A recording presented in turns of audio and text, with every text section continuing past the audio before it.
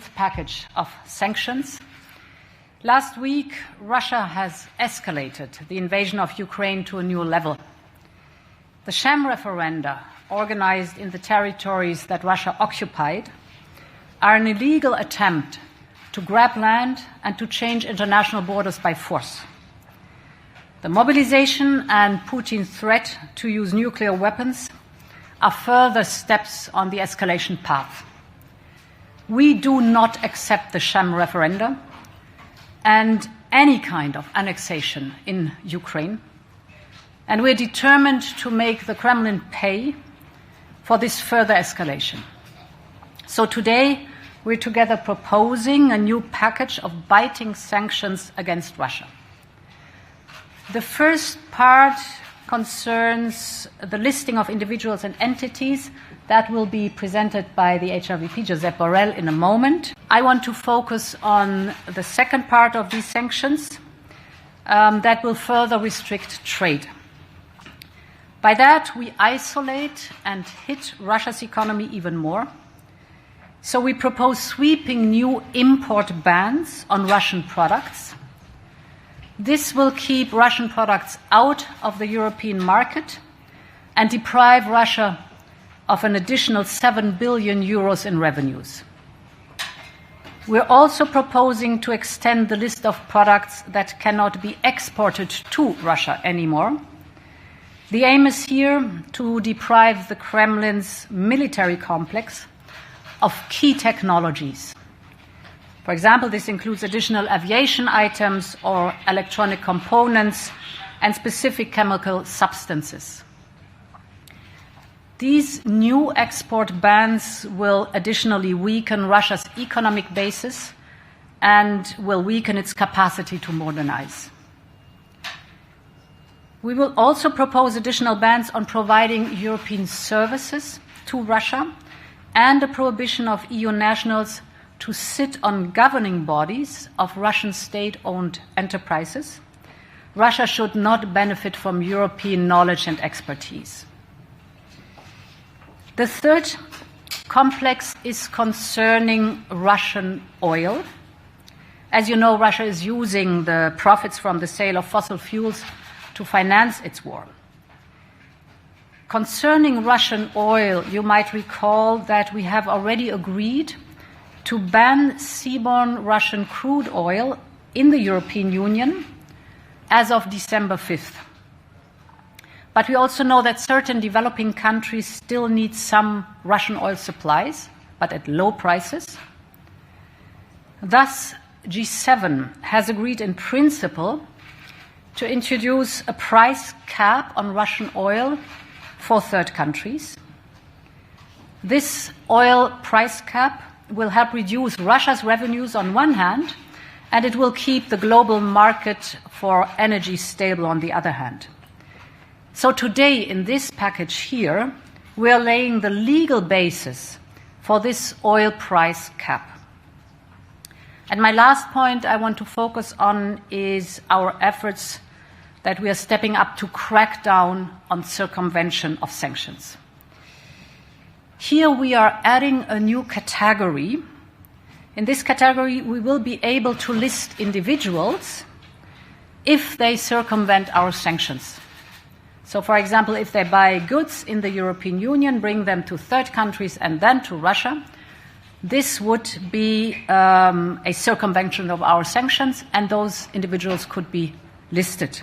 I think this will have a major deterring effect. Our sanctions have hit Putin's system hard.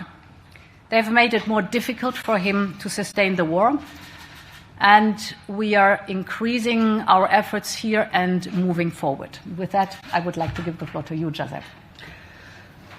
Thank you, Madam President. Good afternoon. With the illegal referenda organized by Russia, the Kremlin is following the same playbook that we have already seen in Georgia in 2008 and in Crimea in 2014. As the President has said, we condemn in the strongest possible term, and I am sure I can speak on behalf of the member states of the European Union that none of them will recognize this falsified outcome, and we call to the international community to do the same, because this sham referendum is a pure violation of international law and the principles of the United Nations Charter. We will continue supporting Ukraine.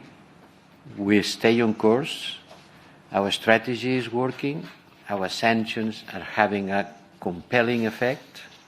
As the President has explained, with the extension of the list of products that will be banned from export to Russia, we will continue weakening their military capabilities.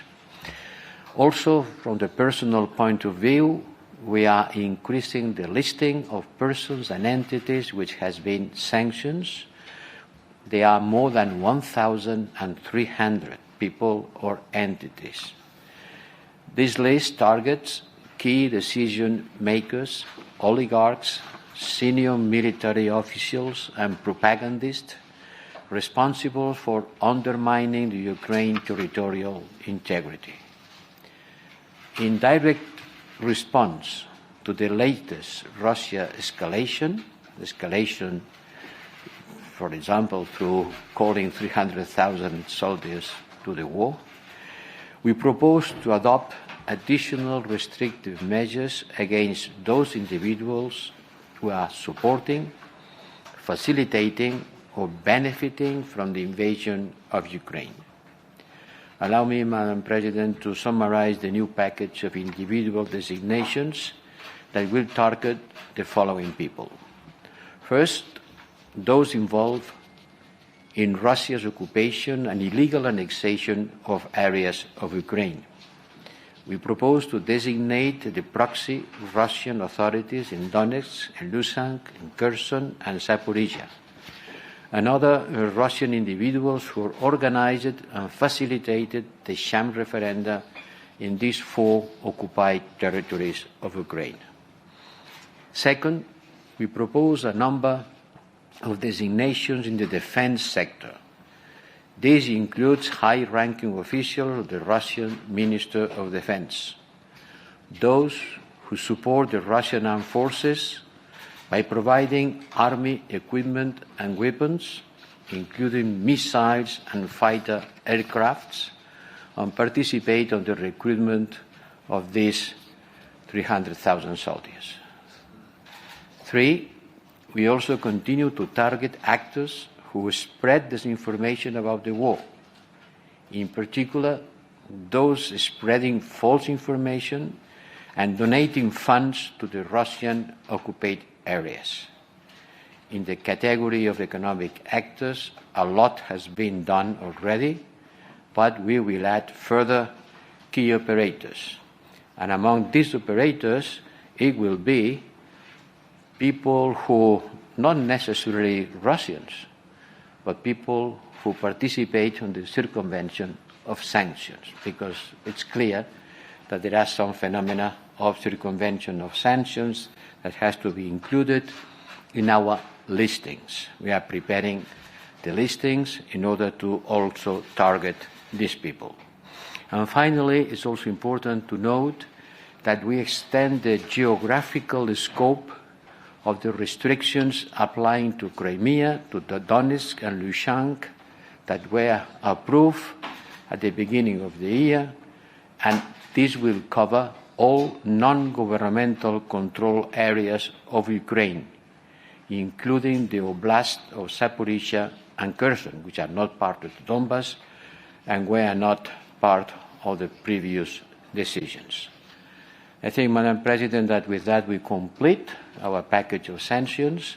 Sanctions work, sanctions matter, but they have to be maintained over time and ensure that they are not circumvented. Thank you.